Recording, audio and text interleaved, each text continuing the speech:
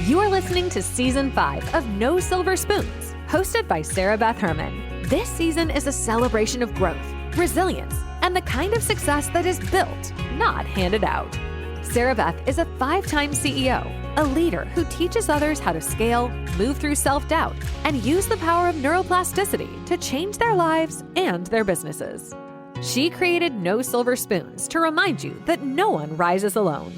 Every episode in this season brings real stories, honest lessons, and the journey behind becoming the kind of entrepreneur who refuses to quit. You will also notice that many episodes come in series, so when you find one that speaks to you, stay with it. A lot of these episodes also include digital downloads that help you keep growing, and you can find those in the show notes. Welcome to Season 5. There is so much to celebrate. So without any further ado, here's your host, Sara Beth Herman. Welcome back to No Silver Spoons. My name is Sara Beth Herman. I'm your host, 5-time CEO, and CEO of Dentistry Support. I want to talk about something today that I know a lot of dental offices are tired of talking about: insurance. And honestly, I do get it. I understand why your front office team is so frustrated. I understand why they hate verifying benefits. I understand why they hate sitting on hold. I understand why they hate posting payments, chasing claims, explaining estimates, correcting EOBs, and being the overall person who has to tell a patient, unfortunately, your insurance didn't pay what we expected. It's not fun. I also understand why so many dentists and office managers are saying, forget it, let's just go out of network. That conversation is everywhere right now. You see it in dental Facebook groups, you hear it at conferences, you see it in comments under billing posts on different popular blogs. Everyone is exhausted. Everyone is tired of low reimbursements, denied claims, frequency limitations, downgrades, missing information, pre-auth confusion, and patients who think their insurance is a guaranteed 100% coverage. I get it. I understand the emotion behind let's just go out of network. But I want to say something that might be a little uncomfortable. Going out of network is not a strategy if your team does not understand what is happening inside your revenue cycle. It might be the right move for some practices, for sure. I'm not saying it's never the answer, but it's not the answer just because everyone's mad. Because if your team cannot confidently verify benefits, explain benefits, collect patient portions properly, document limitations, track claims, appeal denials, and communicate clearly with patients while you are in network, then going out of network does not magically fix that, and you're still all going to be mad. It just changes the pressure. The root issue is not always the insurance company. Sometimes the root issue is that the team is overwhelmed or undertrained, burnt out, constantly interrupted, or trying to do a very technical job while also answering phones, checking patients in, checking patients out, presenting treatment, collecting balances, managing the schedule, and just overall putting out fires all day long. It's the part that we don't talk about enough. We keep calling insurance verification a front desk task, and it's not. Insurance verification is a revenue protection. It's patient communication. It's treatment acceptance. It's claim prevention. It's collections, it's trust. And when it's done poorly, the practice is paying for it. The team is paying for it. The patient is paying for it. A patient hears your insurance is active. What they think is, great, this is covered. But we know that those are not the same thing. Active coverage does not mean a crown is covered 100%. Active coverage does not mean the waiting period has been met. It doesn't mean the annual max is available. It doesn't mean the buildup will be paid. Active coverage does not mean SRP will not be denied for frequency. It also doesn't mean the patient understands their portion. And this is where so many practices are actually losing money, and not because they're bad practices, not because their team doesn't care, but because the system is more complicated than the training that most team members have received. And in 2026, this is getting even harder. We are seeing more payer scrutiny.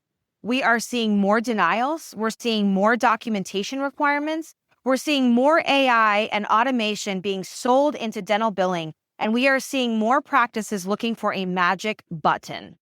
And I want to be very clear, there is no magic button.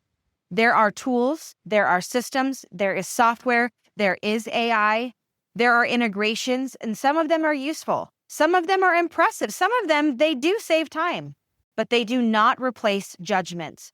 They do not replace knowing what to ask. They do not replace understanding how a plan actually processes. They do not replace someone catching that the insurance rep gave vague information. They do not replace someone knowing that covered and payable are not the same thing. And I'm not saying that because I own dentistry support. I'm saying it because I've seen behind the curtain. A lot of these software companies have reached out to dentistry support. They've asked us to partner with them. They've asked us to help them make the product work correctly. And some of them have great sales teams. They know exactly how to show the highlights. They know how to make it sound simple. But what they do not always lead with is the limitation. They don't say, this still needs human review. They don't say, it depends on payer data quality. They don't say, this may not catch plan-specific limitations. They do not say, your team still needs to understand what they're looking at. And that is where practices get hurt. Because the practice thinks, great, we bought a solution. But what they really bought was a tool. And a tool in the hands of an overwhelmed, undertrained, negative, burnt out team is not a solution. It's just another thing they now have to manage. So when I say the $100,000 front desk mistake, I'm not talking about one person making one mistake one time. I'm talking about the pattern, the missed waiting period, the missed frequency limitation, the annual max that was already used at another office, the secondary insurance that was never verified correctly, the pre-auth that was treated like a guarantee, the downgrade that was never explained, the claim that went out without the right attachment, the EOB that got posted incorrectly, the patient estimate that was presented with too much confidence and not enough clarity. Individually, these look like small things, but over a year, they become write-offs, delayed payments, upset patients, team conflict, doctor frustration, cash flow problems. And this is where attitude matters. I know dental insurance is frustrating, and I am not asking anyone to pretend that it is not. But walking around the office saying, I hate insurance is terrible, this is stupid, I hate doing this, does not help the patient. It does not help the team. It does not help collections. It does not help the doctor. It does not help the practice make better decisions. It only reinforces chaos, and patients do feel that. They may not understand dental billing, but they can absolutely feel when a team is annoyed, unsure, dismissive, or irritated. And it matters because the patient already does not understand their plan. They already think insurance in the dental world works like medical. They already think covered means paid in full. They already think the dental office controls what the insurance pays. So if our team is frustrated and unclear, the patient becomes frustrated and unclear. And now we have two problems. We have the insurance problem and we have the communication problem. And honestly, sometimes the communication problem is actually more expensive because patients do not just get upset about balances. They get upset when they feel surprised or misled or like no one explained it. So the goal is not to promise perfection. The goal is clarity. The goal is to say, here's what we verified. Here is what insurance told us. Here are the limitations we found. And here is what we estimate. Here is what could change. Here is your responsibility if insurance pays differently. This is a completely different kind of conversation. This is what builds trust because we're laying it out. We're not using a bunch of filler words or niceties that change what the patient could interpret that we're saying. We're laying it out. But your team cannot have that conversation if they do not know what they're doing. And that is the part practice owners have to be honest about. If you have high turnover, your insurance system is vulnerable. If your front office is constantly negative, your insurance system is vulnerable. If only one person knows how to verify benefits, your insurance system is vulnerable. If your team is relying on screenshots, guesses, outdated breakdowns, or that's how we've always done it, your insurance system is vulnerable. If your team cannot explain downgrades, waiting periods, missing teeth clauses, frequency limitations, alternate benefits, annual maximums in plain English or whatever native language you have in your practice, your insurance system is vulnerable. And that does not mean your team is bad. It means they need support. That support might be better training. It might be better systems. It might be outsourcing. It might be a third-party partner. It might be dentistry support. It might not be. You have options. But please do not keep putting highly technical revenue cycle responsibilities on people who are already drowning and then act surprised when they are negative. That negativity is information. It's telling you the system is not working. It's telling you the team does not feel confident. It's telling you the process is too dependent on memory, personality, and one strong employee. And that's where I think practices need to mature in 2026. We have to stop treating insurance as a necessary evil and start treating it like a business function. If you accept insurance, then insurance is part of your business model. You do not have to love it, but you do have to know how to manage it. And if you cannot manage it consistently in-house, then get help. Because the answer cannot always be, let's just go out of network. Insurance sucks. I hate insurance. It's just not always the answer. Now, sometimes it is the right strategic move to go out of network. But if you go out of network because you are frustrated without understanding your numbers, your patient base, your communication systems, your collection process, and your team's ability to present value, you may just trade one set of problems for another. The better question is, do we actually understand the insurance we are accepting? Do we know which plans are profitable? Do we know which plans create the most denials? Do we know which procedures are getting downgraded? Do we know where our claims are getting stuck? Do we know how many patient balances are caused by weak verification? Do we know whether our team is trained or just surviving?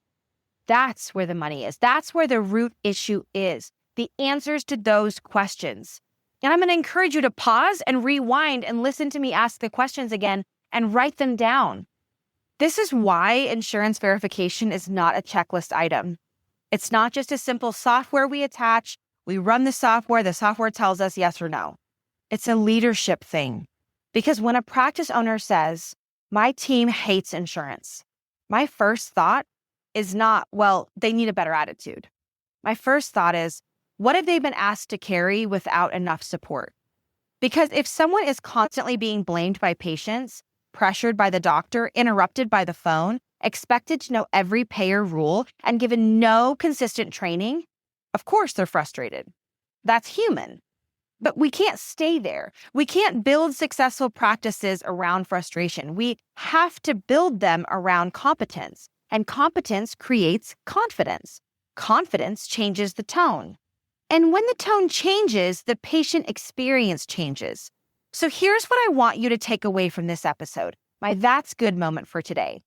If your practice is losing money to insurance, do not only look at the insurance company. Look upstream at verification, documentation, coding, narratives, payment posting, your adjustment reports. Look at your AR. Look at your team turnover. Look at the way your team talks about insurance when patients are nearby. Look at whether your systems rely on knowledge or hope, because hope is not a billing strategy, and irritation is not a revenue cycle system. If your team is equipped, if they're trained, supported, and clear, insurance becomes manageable. Still annoying sometimes? Yes, absolutely. Still imperfect? Yes, absolutely. But it's manageable. And if your team is not equipped, then stop expecting them to magically perform like experts. Lean on experts. Bring in support. Train them. Audit the process. Outsource the parts that are draining the practice. Protect your team from burnout and protect your patients from confusion, because the practices that are going to win in 2026 are not necessarily the ones that scream the loudest about insurance. They're the ones that understand it well enough to make smart decisions. They know when to stay in network. They know when to renegotiate, when to drop a plan, when to outsource, when software actually helps. They know when human expertise is still required. And most importantly, they know that the front office is not just the front desk. The team is protecting your revenue every single day. So the next time someone says, let's just go out of network, I hate insurance sucks, it's the worst thing ever, dental insurance is the enemy, it's just a necessary evil, I want you to pause for a second. Because all of those things individually, sometimes right, sometimes it's the right move to go out of network. Sometimes it's fair to have an opinion about something. But I want you to first ask, do we know what is actually broken that's giving us this feeling that we have to constantly repeat? And why are we just settling for our team members having negative conversations about anything that brings in revenue or contributes to the revenue, which is how our business is actually thriving? If dental insurance went away completely today, would that solve your problems? Or would a huge portion of revenue no longer exist in your practice because there wasn't a way for that revenue to come in? I want you answering that question. And if it doesn't terrify you at the thought that dental insurance would no longer exist because your practice doesn't bring in a penny from dental insurance, then hey, your team's right. Insurance is terrible. It's fine that they have any conversations because you don't need it. But I bet that isn't the case. I bet you still are willing to accept a check from an insurance company. So we've got to go back to the drawing board and answer some of these questions that we've talked about today so that you can actually get to the root issue and work with your team to make it a better experience for the patients. If we don't start realizing what's actually broken, we're not making a strategy. We're just reacting. And in 2026, reaction is expensive. Nearly 80% of dental practices reported increased claim denials or payer scrutiny over the past year. The CDT 2026 includes 60 code changes. So coding accuracy and retraining are not optional this year. And more than a quarter of dentists surveyed already dropped insurances, meaning that they're no longer in network, in 2025, which shows that frustration is real, but it also proves that practices need strategy, not just reaction. You guys, we can do this. We can make our practices successful with insurance, and we don't have to have a negative connotation about how it's processed. We'll talk in other episodes, and I have in episodes in the past about reimbursements and all the aspects that do make insurance not so great, but let's focus our strategy on the training side. Let's focus our strategy on who we bring in-house to help us, the better conversations, the positive attitudes, the reality that dental insurance does exist, and we've got to stick with it. Thank you so much for tuning in to this episode of No Silver Spoons. I'll catch you on the next episode. Thank you for joining today's episode of No Silver Spoons with your host, Sara Beth Herman. If this conversation gave you something real to take into your life or your work, stay connected by following the show, rating, and subscribing. You can learn more about Sara Beth's work in the dental industry at dentistrysupport.com, where she leads a global virtual support company that has changed the way practices run their operations. You can also connect with her on her Instagram at mentor.sbh to follow her leadership teachings, her story, and the behind the scenes of a 5-time CEO who has dedicated nearly 25 years to helping teams grow. Many episodes on this season come with great digital downloads that you can find in the show notes. And if you feel inspired to be a guest or share your own journey, there's a link there as well. Thank you for being part of Season 5. Your growth matters here.